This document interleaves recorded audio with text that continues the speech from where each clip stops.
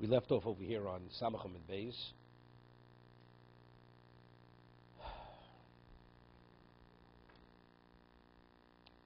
We just left off the first wide line. With wide lines get wider. A man says to a woman, I'm marrying on the condition that I have $200, that I'm worth $200. So the Mishnah says, and he has the money, she's mukadeshes. But if he doesn't have it, if he doesn't have the $200, the Mishnah says, ain't mukadeshes. So Gemara says, nechush shemi yeshlo. I'm only going over this because for the next, what's beyond the next Mishnah. Let us be concerned he may have it. Although it's not obvious he has it, meaning he may have concealed his wealth, and he may possess it. So therefore it should be minimally Shavik Mukadeshes, right? Secondly, we learned explicitly in the Brisa, Chashina Shemi Yeshlo. We have a concern. He may have the $200. You have this? And therefore she's Shavik Mukadeshes. Lokasha. When the Mishnah says Mukadeshes, if he has it, that means she's definitely married. So if a third party comes and offers her marriage and she accepts it, she's not married to the second person. But if he doesn't have it, and she does, then she needs a get. We don't let her be with that second person. Because there's a chance that the first man who said on the condition, I have $200, he does have $200. Al-Manash Erech Wasayim Zeus. We don't say that, but it's enough of a question that it's a Safi kiddushin. So right. So we don't. So if she accepts marriage from a second party, we don't allow the second man to be with her. Right. No, he says on the condition I have, and then afterwards, we don't say he has it. He may have it stashed away somewhere. He has it hidden, and it's enough of a concern to create a suffix. Okay? On the condition I show you that I have $200. So it says if he actually has it, it's his, then she's married. If he's only a money changer, then she's not married. Because he showed he has, but it's not his money, it's somebody else's money. We learned in the Brisa, when she said, on the condition you have $200, it means that the $200 are yours. I mean, what about if a person, we say milvanot sonidna. He goes and borrows $200 from a person, and he says, I'm marrying condition I have $200. Would that be considered his money? I'm not sure. What? Again, when she said to him, I'm marrying condition you have $200, what did she mean? I don't want you to be a poor man. He said 200, less than 200 you classify as an oni, 200 or more you classify as not a poor. You're not a poor person. So the man borrows $200 because he wants to marry. He knows this woman will not marry anybody who has less than $200. He gets somebody to lend him the money for 5 minutes. I have $200. He returns it. What she meant, that was her intention. That definitely wasn't her intention.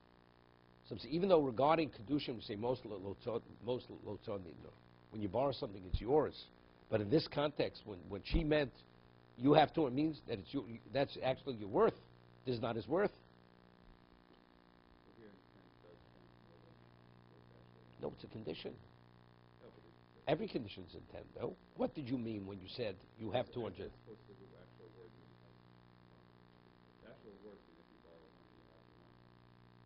That the money is yours. But we know that wasn't the intent, right? That definitely was not the intent. It's not more intent. Not it's more important. Not important. I'll give you an example. You write a legal document. So there's legalese and there's literary prose, right? People, in literature you write differently. So when you're writing a legal document, you write it one way. You're writing literature, you write it differently. They have different. Here, the woman said, I'm marrying on condition you have $200, meaning that you're not a poor man. That's what it means. So he borrows $200. Well, it's considered his, but you're still a poor man. Because you have to pay back the $200. But the only thing that's bothering me, the Mishnah gives the example, what is the case where he doesn't have the $200, where he's a what? He's a money changer. Meaning, it's not his money. I mean, say even a greater chiddush. There, the coin, he changed his money. So the coins that he deals with, are not his. They're not even his coins. Let's say a greater chiddush. Right? He has the money. The money is his. The fact that since ultimately he has to return it. Right? Money changer. The money's not even his money. I mean, he's doing the service of exchanging coins. Denominations of coins. My question is, if factually what I'm saying is correct, the Mishnah should tell us a greater chiddush. Not the case of the money changer, right? It should tell the case of person's a borrower. Person borrows $200, although the money is yours, because when you borrow something, it's yours. Nevertheless, you don't meet the condition of the woman, therefore she's not married. That's what the Mishnah should have said. Seemingly it's less of a chiddush.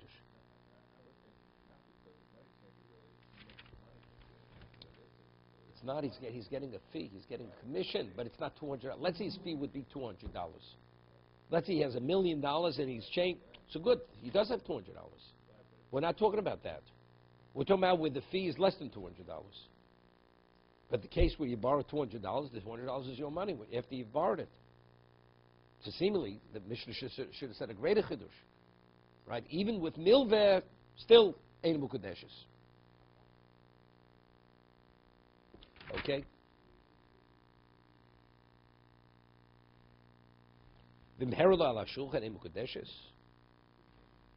If he showed her on the table, meaning he was a money changer, and he said, look, I have $200. Pshita, it's understood, it's not his money. That even though he has an interest in the money because of what? He gets a percentage. It's somebody else's money, and he gets a percentage of the amount of money he changes. Right? Because there's an exchange fee. So he's a partner in the exchange rate. He gets the exchange fee. But still, it's not his money. So seemingly, the Gemara holds that this seemingly would be a greater chiddush than a milveh. This is a greater chiddush than milveh.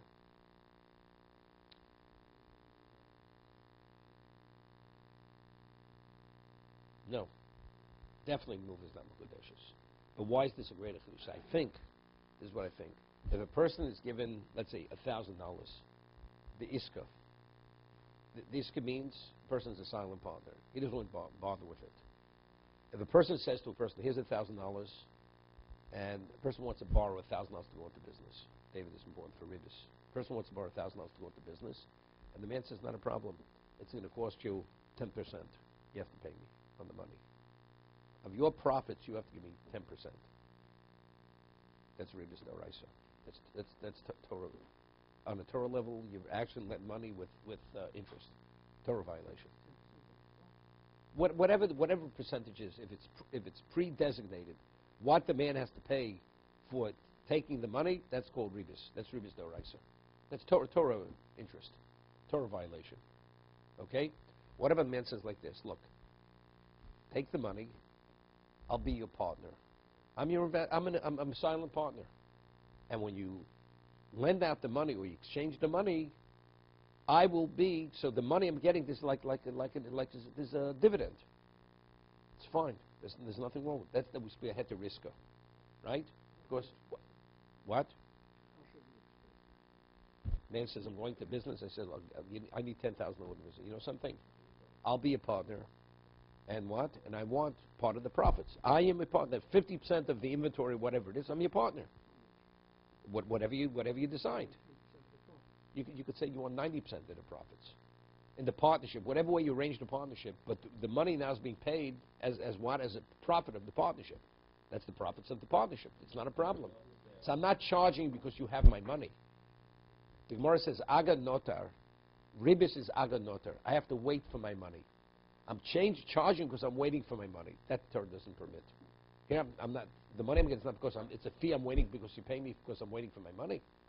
It's because I'm a partner. I have a share of the profits. I'm a partner. I'm a 90% partner. I get 90%. No, you're right.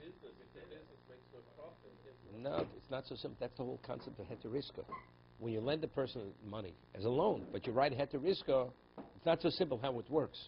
Because factually, what is he doing with the money? The man is going to buy bread, and he's going to buy himself his personal needs. So what kind of profits are there? Right? So you could say, when I give you that, I have an interest in your business. Even though you may be using the money for this, but I have an interest in your business. I purchased an interest. Let's say, man, he has no profits. He has no profits. Moshe has a whole lengthy tshuva on this, exactly how heter risker works. It's not simple how it works. If the man's running a business, there's profits, okay. It's not a problem. That's an easy one. But a person, what? If there are no profits, what happens? It's a problem. That's so again, but it's not. First, it's not. Still owe and there's no profit. It's not ribbis dorais because initially there could have been profits. Well, then this will let it be ribbis drabona, let it be ribbis on a rabbinical level. I'm just giving you an example.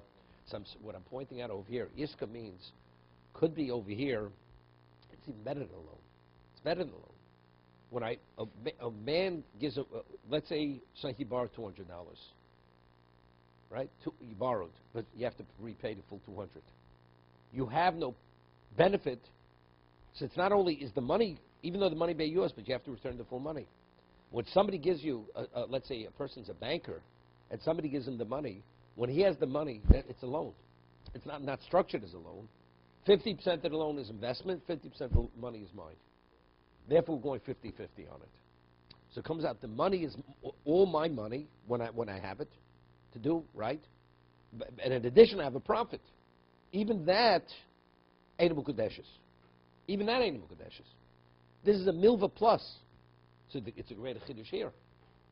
You understand what I'm saying? The case of iska is milva plus. Because it's a milva plus, you're making a profit on the milva. The banker. You're a financial guy. No? What's going on over here? No. What the chiddush of the Mishnah is. That's the chiddush of the Mishnah. Why this is a greater chiddush than just an ordinary case of borrowing $200.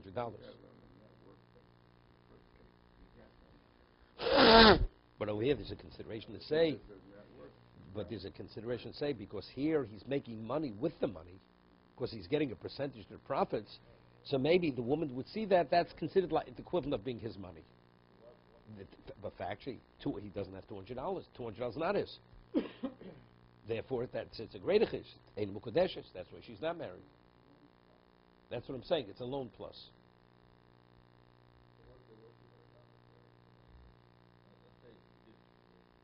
Let's say the profits are $200. See, he has so $200 are his. They are his. No, because as he goes along, he takes profits. But factually, at the end of the day, he doesn't have $200. No, the $200 he's showing is a potential to make money. He has an iska. Iska means with this, he has dividends. He has profits from this money. But the actual $200 is not his. But let's say at the end of the day, it produced $200. Then he definitely has $200. I know, we're talking about he only has the money that has the potential to produce that. No, but it's more than just a loan. I would say the shomer plus a bit of profit.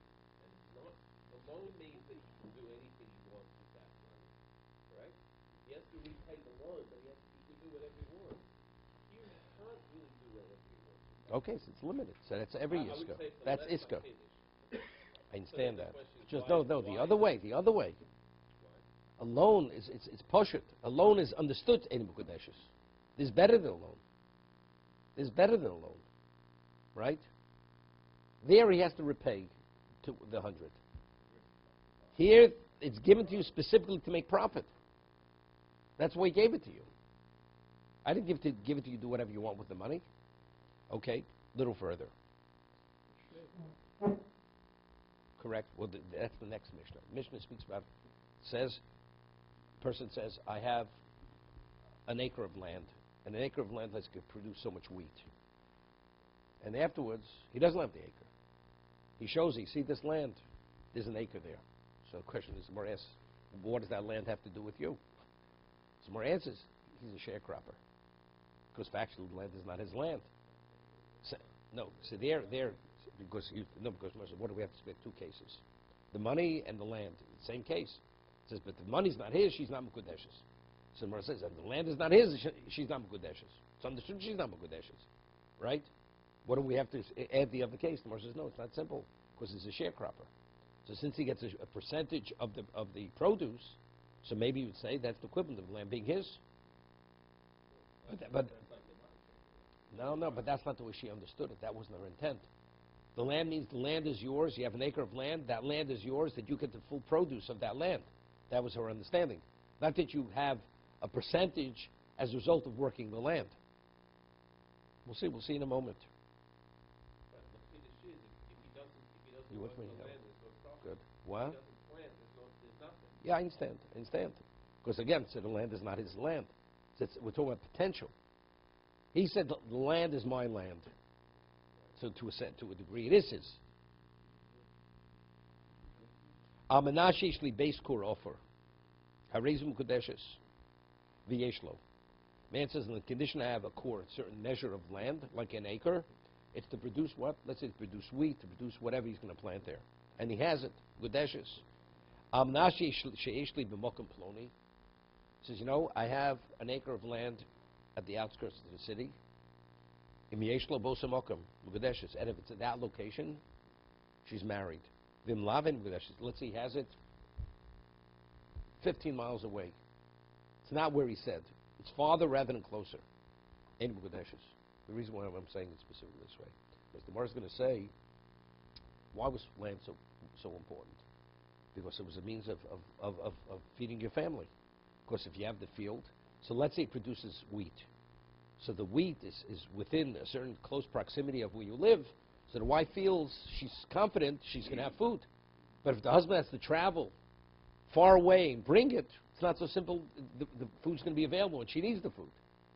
So when he says the land at a certain location which is closer, and it turns out to be further away, you would say, well, what difference does it make? The man says, I'll bring you in either case.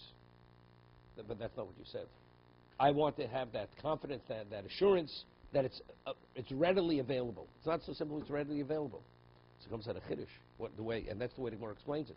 So let's say he says, I have a piece of land 20 miles from town, and it turns out it's 5 miles. So then it would be mukadeshes, according to the way the Gemara explains it, because it's only because it's farther rather than closer. But if he said originally it was further away, then it turned out to be closer, that should be mukadeshes, which seems to be chosim in a sefer, right? The Mishnah is not saying that. Okay, we'll see. Amnash erech base kur offer.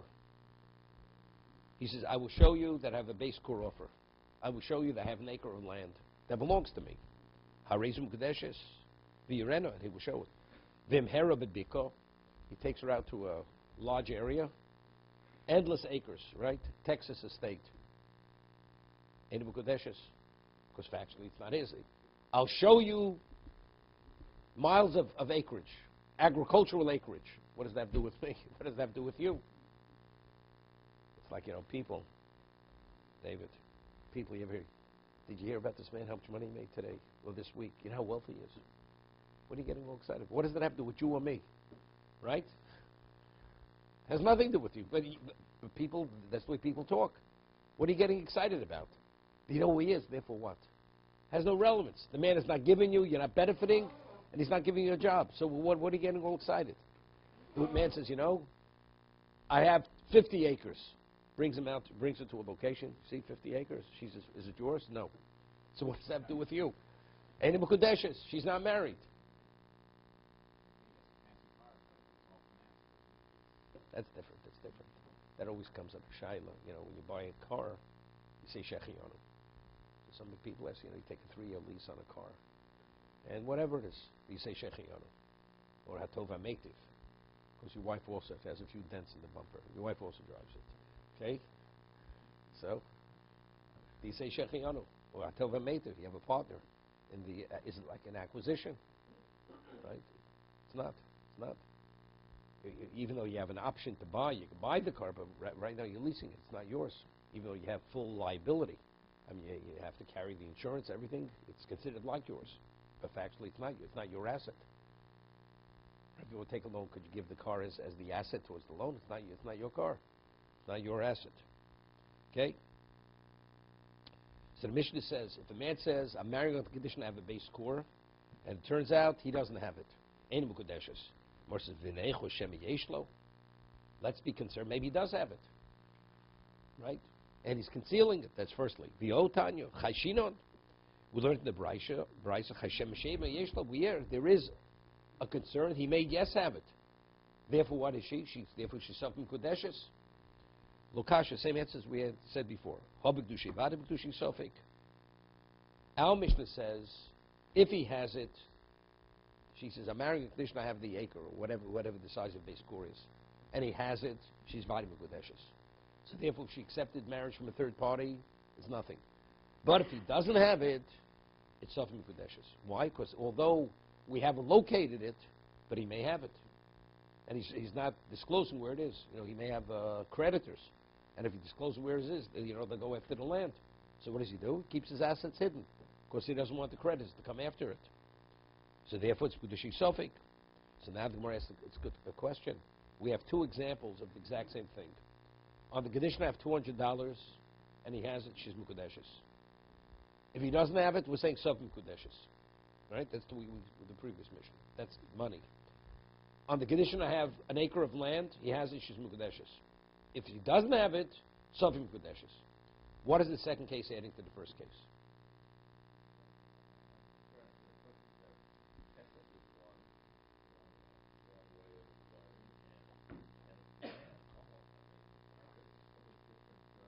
No.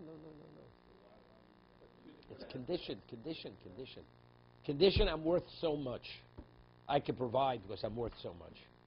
On the condition, I'm worth $200. And she sees he has the $200.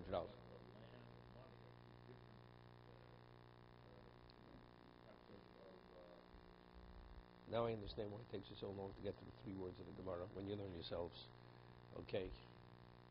Again, I make a condition. I'm marrying you on the condition. She says, I'll only agree to be married to you if you have $200. Okay? He has to do it. She's married. Okay, he has to do it. On the condition I have an acre of land, he has the acre of land.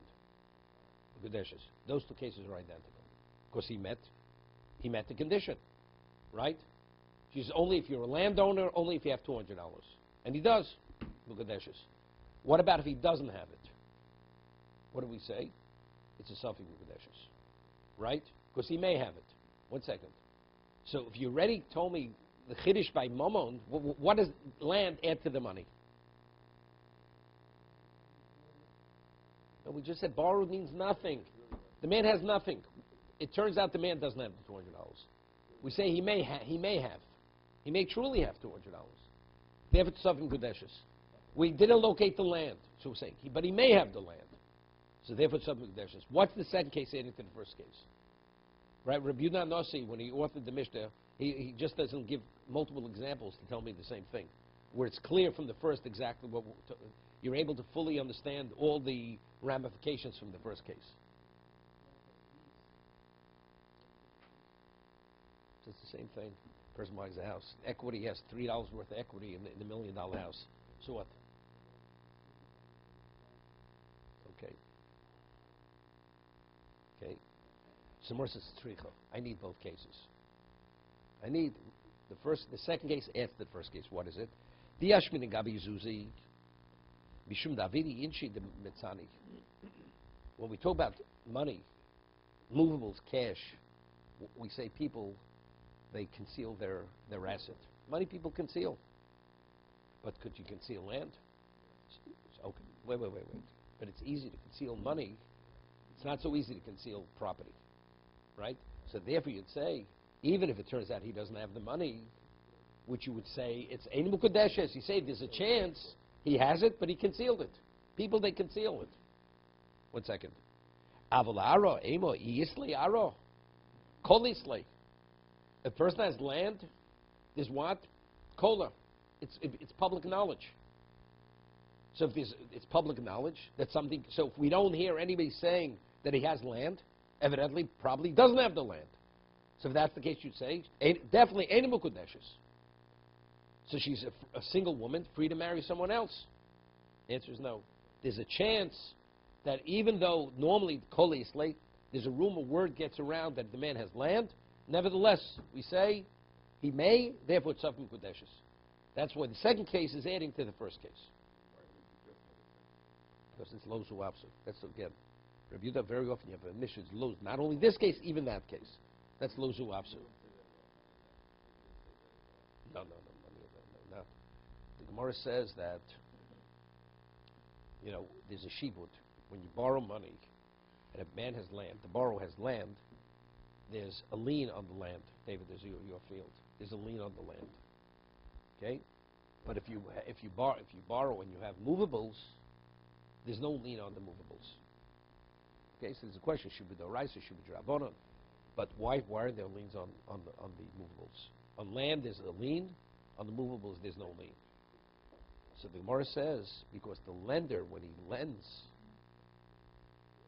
he has in mind that he wants the land, because the land cannot be concealed or cannot be destroyed. So that's considered security to him. So because initially he's lending on the condition that he has security, that he's able to collect, it's a secured loan because of the land, that's why the lien attaches itself to the land. But movables, even though they're here today, he can dispose of the movables. He can destroy them, he can sell them off, or he can put it in a location where they can never be located. So therefore, his intent, the basis for the loan is not the movables. Therefore, as a result of that, the movables are not liened to the loan for that reason. So even if you're on land.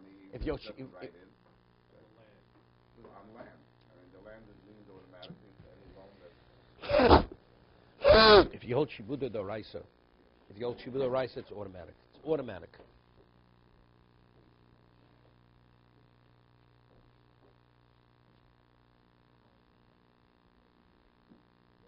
Yeah.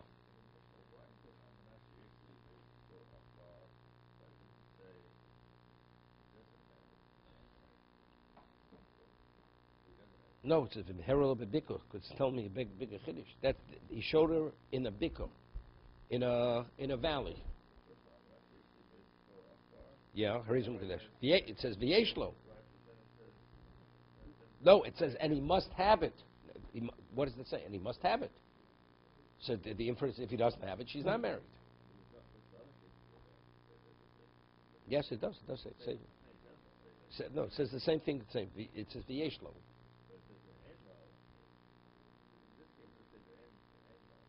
Where does it say Enlo?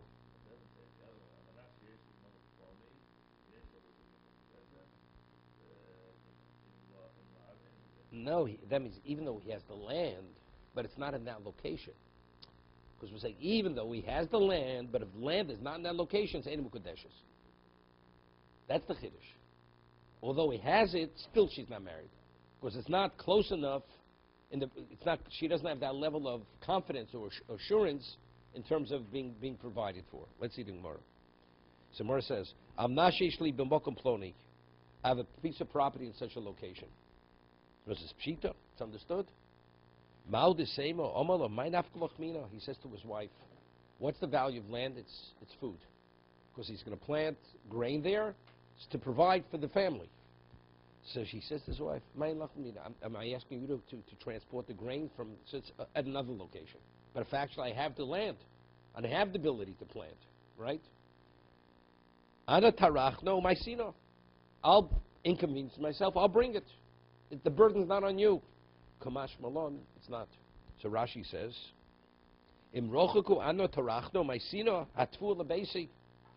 And what the answer is, a woman when she gets married, she doesn't want to have to be insecure. She doesn't want to feel insecure. Well, I'll guarantee it. Like a person marries a woman and says, I could earn a living because I'm a very capable person. But personally, he hasn't proven it. And even if he has in the past, she says, look, I want concrete security. If you have it, fine. If not, she says, look, if you have it, I'm secure. Otherwise, I'm not secure. You never know what tomorrow will bring. That's it. Same thing. Well, I'll bring it. And what happens if you don't bring it? So therefore, the woman doesn't feel that assured and confident. Therefore, she's not interested in getting involved in the relationship. What about if he shows her in the bikkur, takes her out to a valley, and he says, look, I have land there, but it's not his land. 10,000 acres, but none of the acreage is his. There's this pshita, it's understood. On the condition I have land, and he shows her the land. Meaning he's a sharecropper in the land. So you may think a share crop is the equivalent because he gets a percentage. Let's say he shows us 50 acres. Of the 50 acres, the percentage is the equivalent of getting the full value produce of 1 acre. Yeah, it's a chiddush. It's a chiddush. Let's say the produce of 1 acre is so many bushels of wheat. He's a sharecropper on 100 acres. So the percentage of 100 acres is even more than on 1 acre. Because factually, he doesn't own the land. Because she understood that actually the reason why the produce is his because he owns the land. He doesn't own the land. I'll give you an example. No. A man says, I'm married in condition that I own this particular building. That's what he says. I own the building. Wait. Then afterwards, it turns out he only manages the building. And he gets a fee for managing it. Is she married? Look, I thought you owned the building. But you realize, but managing the fee is a hefty fee. But that's not what way I understood it. You own the building, not if you manage the building. No, I said on the condition, I own a core of property. I own an acre of property. You own nothing.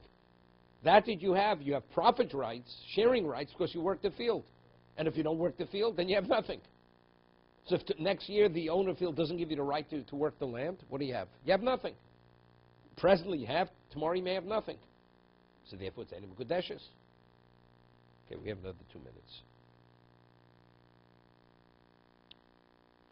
Gabi Hegdish. Do we have 2 minutes? 30 seconds, okay. Okay. If the gate hasn't closed yet, we still get on the plane. Gabi Hegdish. Tirat. Regarding consecrating something, we learned in the Mishnah. Hamagdish sodeu b'shasa yovel. No, it has relevance to my Shemitah. A person, now what happens in the yovel? A person sells his field, the Torah says, and you have the field for 49 years. In the 50th year, the Jubilee, everything returns to the original owner. What happens if a person sells the field in yovel itself on the 50th year? Okay? So it's going to return. I mean, if everything, but the person, you know what, the person that he went and he consecrated it. Hamagdish sodei b'yovel. Now it's interesting. When you consecrate a field and you want to redeem the field, what is the redemption fee? Is it the market value of the field, or it's a set amount per area of the land? It's a set amount. It's not market value, which is much less. We will continue. What's the